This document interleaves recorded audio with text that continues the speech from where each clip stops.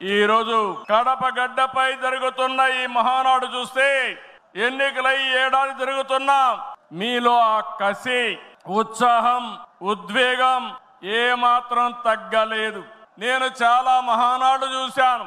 దగ్గర మనం చూస్తే 34 మహానాడులు మనం జరుపుకున్నాం. 2 మహానాడులు డిజిటల్ గా జరిగాయి. అయితే ఈసారి కడపలో, దేవుని గడపలో జరిగే మహానాడు ఒక చరిత్ర సృష్టించబోతుంది.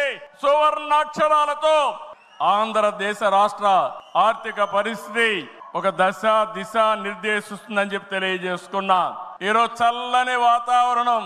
అన్ని మహానాడులంటే చాలా వేడివేడిగా ఉండేది, ఎండలు ఎక్కువ ఉండేటివి. ఒక ప్రశాంతమైన వాతావరణంలో, ఆహ్లాదకరమైన వాతావరణంలో ఈరోజు కడపలో మహానాడు జరుగుతా ఉంది. ఉమ్మడి కడప జిల్లాలో 10 స్థానాలకు గాను 7 స్థానాలు గెలిచాం. మన సత్తా చాటాం.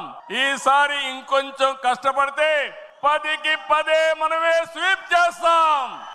రాయలసీమ ప్రజలు అద్భుత చైతన్యంతో ఈసారి ఇచ్చిన తీర్పును గౌరవిస్తూ వారికి ధన్యవాదాలు తెలపడానికి కడపలో మహానాడు పెట్టాలని నిర్ణయించాం.